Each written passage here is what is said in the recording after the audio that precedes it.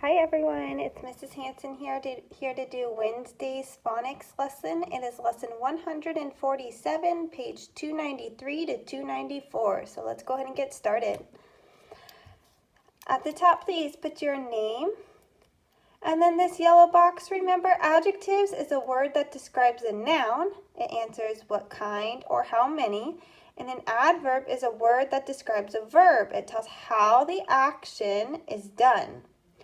All right, so number 1, it says write an adverb for each verb. So the first one says leaping. What word can we write for leaping?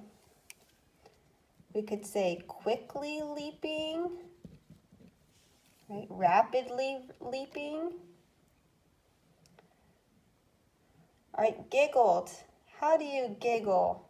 What do you think? An adverb, a word that describes giggled. You could giggle loudly, giggled softly, giggled quietly. I like quietly, I think, for this one. Like she giggled quietly in the corner, right? And smiled.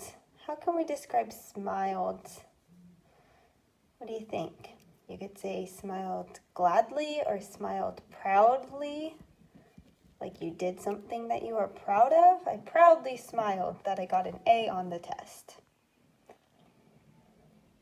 Good. Number 2, write an adjective for each noun. So now we are describing the noun. So cupcakes.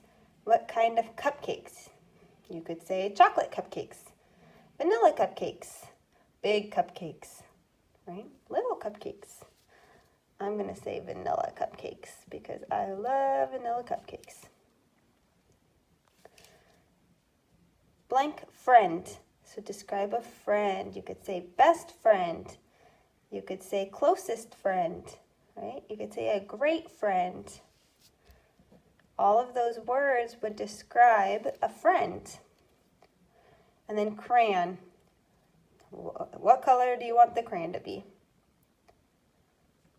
You could say red, any color. Or you could describe what the crayon looked like as in size. So like a big crayon or a small crayon.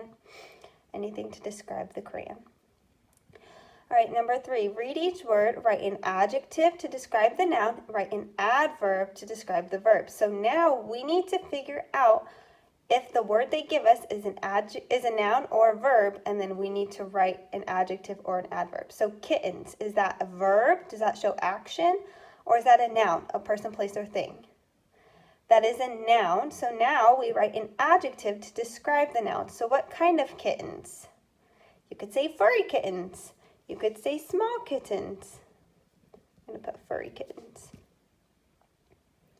Okay, going across. Singing, is that a noun, person, place, a thing, or is that a verb? Is that action? That's action, that's a verb. So let's describe the singing. You could sing loudly. You could sing proudly. You could sing wonderfully. Or you could sing terribly, right? All right, mom, is that a noun, a person, place, or thing, or is that an action? That is a noun. So let's describe a mom. You could say tall mom.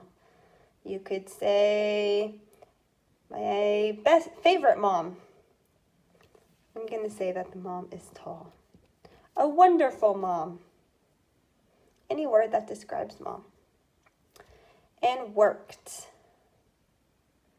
What could we put with worked? Is that a noun, a person, place, or thing, or is that a verb?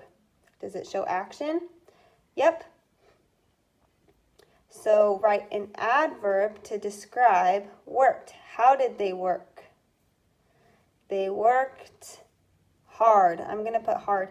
Now this is a good learning lesson because hardly, I wouldn't put hardly, right? But hard is still describing how they work. So just because, remember the rule, most of the time it ends in ly, but not all the time. Sometimes you're going to have adverbs that don't end in ly that still describe the verb. Okay, so this is a good example here. All right, number 4, read the sentences, underline the verb 2 times. So we're going to underline verbs 2 times. Draw a circle around the adverbs. and then draw an arrow. So there is 3 steps here after reading the sentence. So Thomas writes neatly. First, what is my verb? What's the action? Writes. And then, how does he write? He writes neatly, so we're going to circle my adverb, and neatly describes the verb. It describes how he writes. Let's do the next one. Lucy swiftly walked to the office. What is my verb? What is my action in this sentence? Walked. And how did she walk? What's my adverb? She swiftly walked. So swiftly describes how she walked. Okay, go ahead and pause the video, and I want you to try these next 2 and then see if you are correct. So go ahead and pause.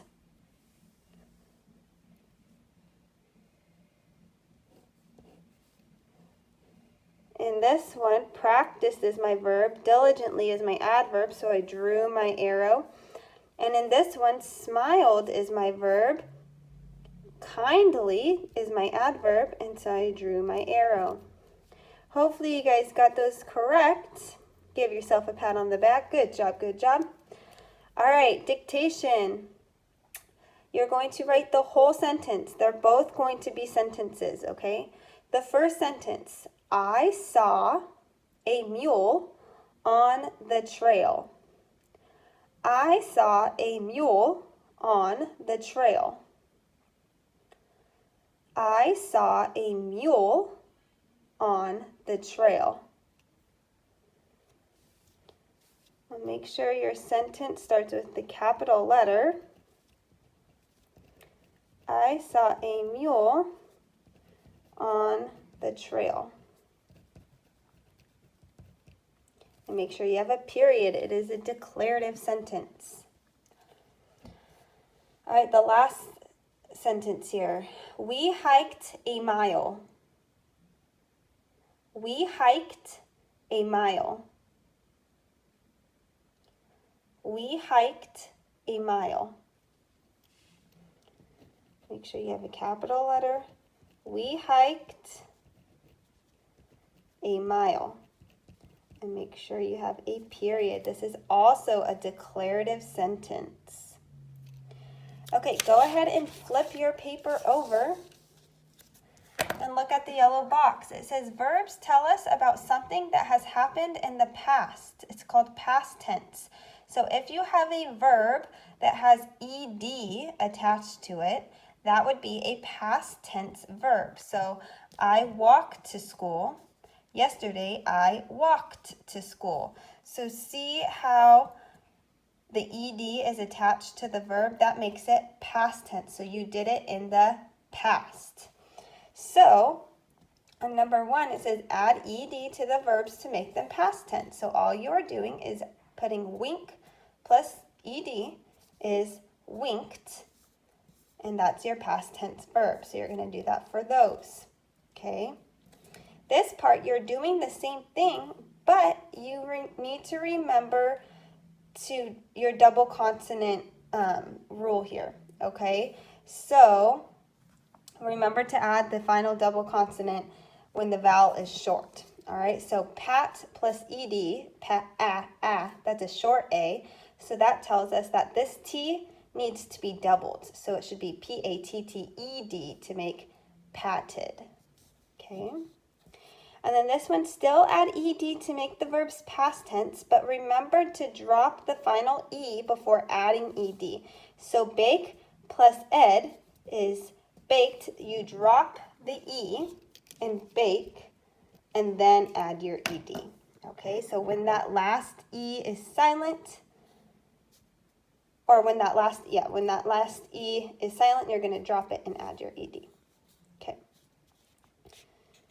Sometimes we change the spelling to make a verb past tense. So today you eat, yesterday you ate. So you wouldn't say yesterday you eated, right? You would be ate. Today the wind blows, yesterday the wind blew. So sometimes you have to change the word. So number 4, read the sentences, underline the verb 2 times. each verb is a past tense verb. So each verb happened in the past, but they're going to be irregular. They're going to be changed. So they're not necessarily going to end in ed, okay? So the baseball player caught the ball at home plate. What is the verb in this sentence? Which word shows action?